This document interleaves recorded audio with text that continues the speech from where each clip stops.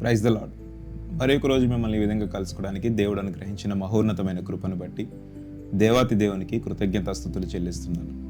ఎలా ఉన్నారంతా? ప్రతి ఒక్కరూ బాగున్నారని ఆశిస్తున్నాను. డైలీ బ్రెడ్ అని శీర్షికను వీక్షిస్తూ ఆదరిస్తున్న ప్రతి ఒక్కరికి యేసుక్రీస్తు ప్రభువారి పేరిట శుభాలు తెలియపరుస్తున్నాను.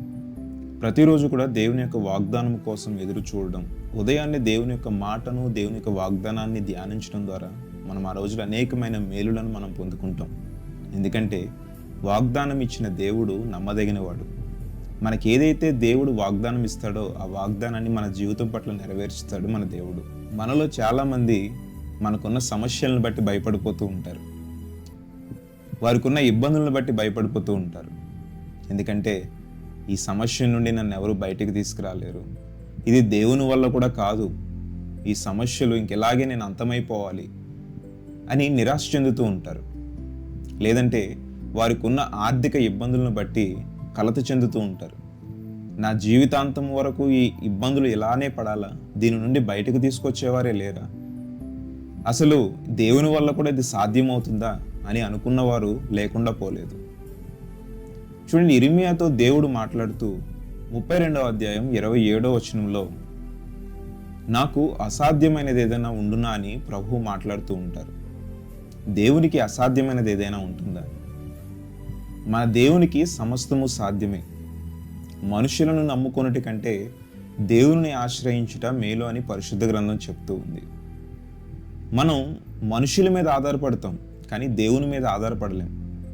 మనం మనుషులను నమ్ముకుంటాం, వారు ఏదో చేస్తారు, నన్ను బయటికి తీసుకొస్తారు అని. కానీ దేవుని మీద నీవెందుకు అలా ఆధారపడలేకపోతున్నావు? దేవుని మీద ఎందుకు ఆ యొక్క విశ్వాసాన్ని నీవు ఉంచలేకపోతున్నావు? మన దేవుడు అసాధ్యాలను సుసాధ్యపరిచే దేవుడు. ఏదైతే నీ జీవితంలో ఇది ఎవరి వల్ల కాదు అని నీవు అనుకుంటున్నావో, నీవు దేవుని సన్నిధిలో మొరపెట్టి ఆ సమస్యను దేవుని ఎదుటి నీవు పంచుకోగలిగితే దేవుడు గొప్ప పరిష్కారాన్ని నీకు దయచేస్తాడు. అది మన ముందు ఉన్న ఎంత పెద్ద సమస్యనైనా. గొల్లియాతును సంహరించడానికి ఎవ్వరూ కూడా ముందుకు వెళ్ళలేదు. గొల్లియాతును చూసి భయపడ్డారు, కానీ దావీదు మాత్రం ముందుకు వెళ్ళాడు. ఎందుకు? తను నమ్ముకున్న తన దేవుడు రోషముగల దేవుడు, జీవముగల దేవుడు. నా వెనుక సైన్యములకు అధిపతియగు యెహోవా ఉన్నాడు, నేను ఎందుకు భయపడాలని రాజుతో మాట్లాడి గొల్లియాతుని హతం చేస్తాడు. ఈరోజు నీ ముందున్న ఎంత పెద్ద సమస్య అయినా నీవు దేవుని సన్నిధిలో మోకాళ్ళుని ప్రార్థించగలిగితే, దేవుని నీవు ముందు పెట్టుకుని నడవగలిగితే నీ ముందున్న ప్రతి అడ్డుబండ తొలగించబడుతుంది. లేదండి, నేను ప్రతిరోజు దేవుని సన్నిధిలో మొరపెడుతున్నాను, ఆయన కొరకు కనిపెట్టుకుంటున్నాను, అయినా సమస్య నుండి పరిష్కారం పొందుకోలేకపోతున్నాను అని అనుకుంటే, మీకు ఒక చిన్న ఉదాహరణ చెప్పాలని అనుకుంటున్నాను. మనకున్న సమస్యల యొక్క పరిమాణం మనకెంతో తెలుస్తుంది కదా.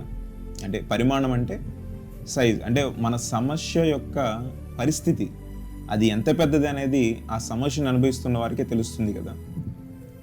ఆ సమస్య ముందు నీ ప్రార్థన తక్కువ పరిమాణం కలిగదై ఉన్నదేమో.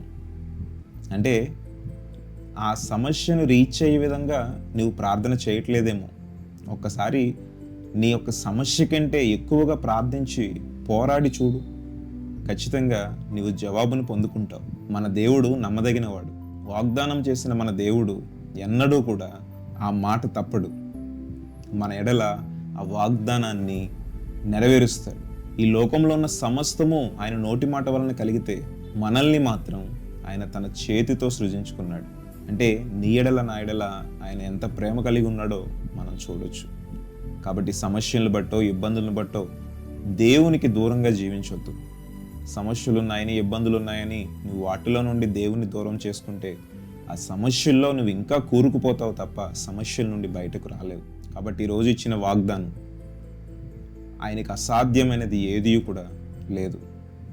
ఈరోజు ఏదైతే నువ్వు దేవుని సన్నిధిలో అడగాలనుకుంటున్నావో ఇప్పుడే మోకరించి అడుగు, ఖచ్చితంగా దేవుడు సమాధానం దయచేస్తాడు.